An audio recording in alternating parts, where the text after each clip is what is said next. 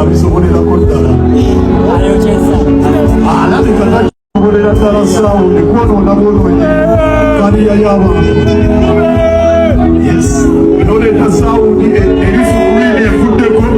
osasuddwa miliyoni z'ataano erisukubiini neefaako wano saawundi teriiko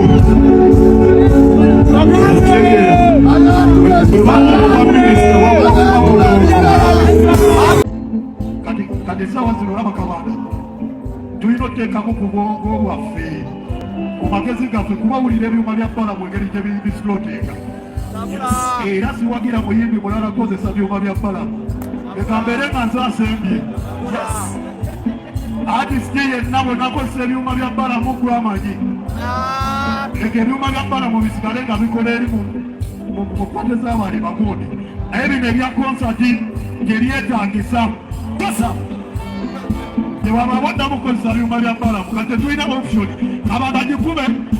Gravity ye muntu ayogererawo amazima nga teyeekwekeredde ayisizza mu minisita eggaali bbalamu nti gwe anyonoonedde show ya Gravity yayonooneserwa muntu omu okusinza ku Gravity omutujju neera n'ajja ku stage n'amuyisaamu eggaali. Gravity togenda mupamira mu bizinesi ye olowooze mbu ogenda vaawo nakyo neera agenda vaayo either we zitaba mpi ajaze wekiba kyetaagisa mpi ajja zikuyisaamu ng'akusobola wekiba kyetaagisa gakuliisa ajja gakuliisa wekiba kyetaagisa kugambako ajja kugambako. Gravity omutujju yazenga munyiivu nnyo ku stage era bw'atyo n'ayisaamu minisita eggaali okusinza kiri nti bbalamu yabadde akoze ku stage ne sound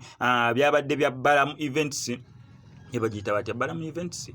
bbalamu ndowooza bbalamu events ate bbalamu tumumanyi bulungi nnyo mu kubeera ne sound omulungi n'ebintu ebirungi kiri nti y'omu kuba organizingira ne gavumenti emikolo gya gavumenti egisinga tenti sound buli kimu stage yatera okubeera nga abikwasaganya so omusuubira okubeera nga alina quality sound n'ebintu ng'ebyo naye Gravity omutujju kyamuweddeko bwe yazze ku stage era bw'atyo n'ayombera ku stage ng'ategeeza eggwanga nga sound top ezimu ezabadde zivuddeko neeno ewa feedback eri omuyimbi oba omuyimbi gyawulirirako waliwo obutopu bwe batera okubeera nga bateeka mu maaso oluusi abayimbi ne bajja ne balinnyako nga bayimba awo we babakuba omuziki obuba bwa feed omuyimbi awulire ki oba sound ye evaayo oba ayogera bulungi oba buli kimu kiri nti giri eri egisigadde gibeera emabega wa stage bagitunuuliddemu abantu abayimbi babaterawo obutopu obubeera ku stage kwennyini so nga bo feed bugiwa omuyimbi oba omuntu yenna abeera performing bonna nga buvuddeko topu side emu nga zivuddeko ne feeds nene eziwa omuyimbi nga zivuddeko kweganga Gravity omutujju teyayisiddwa bulungi ku concert ye oluvannyuma ate n'abantu abamu bagamba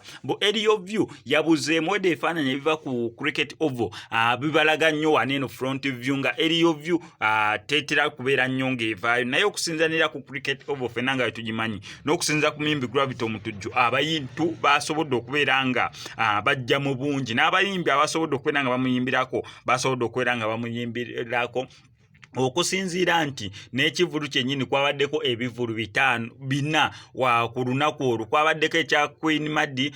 yasobodde okubeera nga ayimbira bannayuganda kwabaddeko Awilo Longomba kwabaddeko Mickey Wine naye Gravity omutujju wano ku SMX Media ngenda sigala nkuwa updates gwe kyolina okukola subscribing nga notification bell nzikiriza nkutegeeze ku Sheyi Ssebugwawo aze okubeera nga akutaasa ennaku n'embeera embi mw'oli mu kubeera ng'oyita naddala ggwe ali ebweru nga visa egaanye onoonyeza omulimu gugaanye empapula zikutawaanya sente zikuyita myagaana gyangalo otawanyizibwa ensonga z'omukwano Sheyi Ssebugwawo aze okubeera nga akutaasa ennaku eyo ng'akulombera edduwa mukubireko ku enamba y'essimu tojja kubeera nga wejjusa.